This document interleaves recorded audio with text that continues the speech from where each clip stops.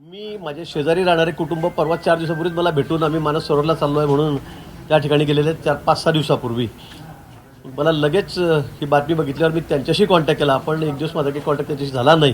पण काल रात्री संध्याकाळी माझा त्यांचा कॉन्टॅक्ट झालेला आहे. ते मानस सरोवरला त्या ठिकाणी आहेत. त्यांच्या गाडीमध्ये सुद्धा जवळपास 37 जणं त्यांच्यासोबत आहेत. आता ते कुठले आहेत याची मला कल्पना नाही, कारण ते मुंबई ते सगळे एकत्र मिळून टूर कंपनी सगळी त्यांना आयोजन करून, मग त्यात काही आंध्रचे पण आहेत, साऊथचे आहेत, इकडचे. आता मुंबईमधून किती जणं गेलेले आहेत याची मला कल्पना नाही. आत्ता मी सकाळपासून त्यांना कॉन्टॅक्ट करतो आहे, पण त्यांचा कॉन्टॅक्ट होत आहे, पण ते सुखरूप आहेत. त्यामुळे आता आम्ही प्रदक्षिणा घालतो आहे, आम्ही असं चाललेलं आहे. पण या ठिकाणी सगळ्यांशी संपर्क करण्याचा प्रयत्न मी करतो. पण लँडस्लाईडिंग झाल्यामुळे सगळं तिकडचे सिस्टीम सगळ्या कोलॅप्स झालेल्या आहेत. त्यामुळे फोनवर कोणाशी संपर्क होऊ शकत नाही आहे. पण मला वाटतं 4 जणांचा आमचा संपर्क झालेला आहे, ते सुखरूप आहेत. पुढचं सगळा शोध घेण्याचं काम आम्ही त्या ठिकाणी करत आहोत. आणि आम्ही सर्व जिल्हाधिकाऱ्यांना कळवलेलं आहे की आपल्याकडे सगळी माहिती संकलित करा, कोण कोण कुठे कुठे गेलेलं आहे, त्या भागात फिरायला कोण गेलेलं आहे, पर्यटन करायला कोण गेलेलं आहे, त्यांची सगळी माहिती जमा करण्याचा आम्ही प्रयत्न करतो आहोत. त्यासाठी आमची वेबसाईट पण आहे, 24 तास ती त्या ठिकाणी खुली आहे. अजूनही कोणाकडे काही माहिती असेल तर त्यांनी आम्हाला त्या ठिकाणी कळवावं. दिल्लीशी आमचा संपर्क सतत सुरू आहे. 24 तास आम्ही अलर्ट मोडवर आहोत. मला वाटतं अजून कोणाकडे काही अतिरिक्त माहिती असेल तर ते निश्चित आम्हाला द्यावी. आपल्याकडनं एक माहिती गोळा करण्याचं काम चालू आहे, त्याबाबत काही अर्ज भरून मिळत आहेत का? नाही, अजून कोणी तसं आम्हाला त्या ठिकाणी सांगितलेलं नाही.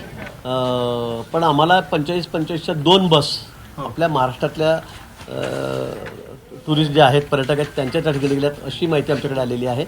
80 लोक जवळपास आहेत त्यात आपले, अशी माहिती आहे. आम्ही त्यांचा शोध घेतो आहे, त्यांच्याशी संपर्क करण्याचा सतत आम्ही प्रयत्न करतो आहोत. तिकडच्या सरकारशी सुद्धा आमचा, केंद्र सरकारचा संपर्क सुरू आहे. माननीय मुख्यमंत्री महोदय स्वतः त्यात लक्ष घालत आहेत. मला वाटतं जशी आम्हाला माहिती मिळेल ती आम्ही लगेच तशी त्या ठिकाणी सर्वांसाठी प्रसिद्ध करू. पण अजूनही कुणाकडे काही माहिती असेल तर ती आम्हाला आपण निश्चित सांगावी, म्हणजे मग आम्हाला त्यांचा शोध घेण्यासाठी.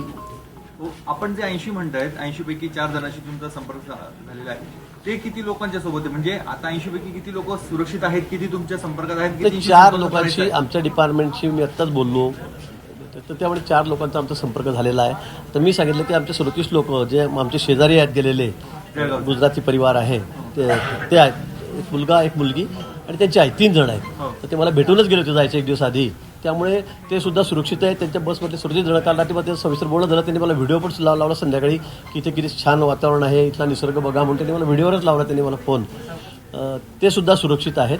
तिथे मुलगा मुलगी तिकडे अमेरिकन आहेत, तिकडे शिकत सुट्टीमध्ये इथे आलेले होते 4-8 दिवस 15 दिवसासाठी, फक्त फिरायसाठीचं पण. आणि म्हणून मला असं वाटतं की ती बस पूर्ण सुरक्षित आहे. पण त्याच्यामध्ये वेगवेगळ्या ठिकाणचे लोक आहेत, कारण ते इथून दिल्लीला गेले, दिल्लीहून मग नेपाळला गेले, मग सगळे लोक कलेक्ट करत ही टीम घेऊन जाते टूर्स कंपनी.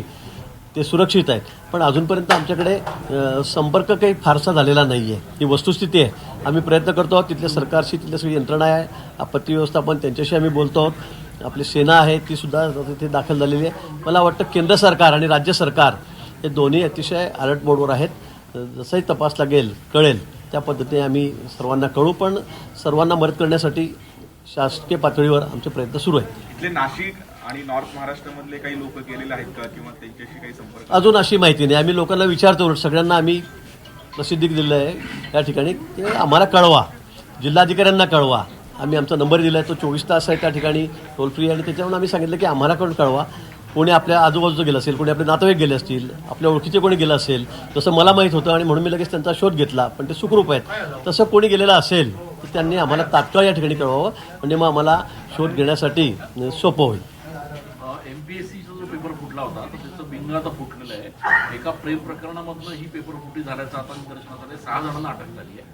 येणाऱ्या काळामध्ये अशा घटना होऊ नये यासाठी नेमकं काय प्रिव्हेंटिव्ह मेजर? त्यासाठी सगळे प्रयत्न सरकार करत आहे. पण आता लोक जितके निर्लज्ज झालेले आहेत, मला कळत नाही काय बोलावं या विषयावर, मलाही कळत नाही. पण मला असं वाटतं की सरकार सगळे खबरदारी कशा पद्धतीने ते सगळं टाळता येईल, पुढे भविष्यामध्ये कसं होणार नाही. कारण अनेक विद्यार्थ्यांच्या आयुष्याचा प्रश्न आहे, त्यांच्या करिअरचा प्रश्न आहे. आणि म्हणून मला वाटतं की त्या संदर्भामध्ये केंद्र सरकारही अतिशय गंभीर, आपण बघितलं असेल मागे नीट असेल, CETचा असेल, पेपर फुटल्यानंतर किती काळजी त्या ठिकाणी घेण्यात आलेली आहे. पण मला असं वाटतं की पुढे भविष्यामध्ये खूप अजून, कारण आता टेक्निक इतके वेगवेगळे निघत चाललेले आहेत, आपण पुढे जातो त्यापेक्षा चोर असतात ते जास्त पुढे चाललेले आहेत. आणि म्हणून मला वाटतं त्या संदर्भामध्ये अतिशय सरकार गांभीर्याने विचार करत आहे. पुढे भविष्यामध्ये असे प्रकार होणार नाही अशी त्याची काळजी आम्ही घेऊ.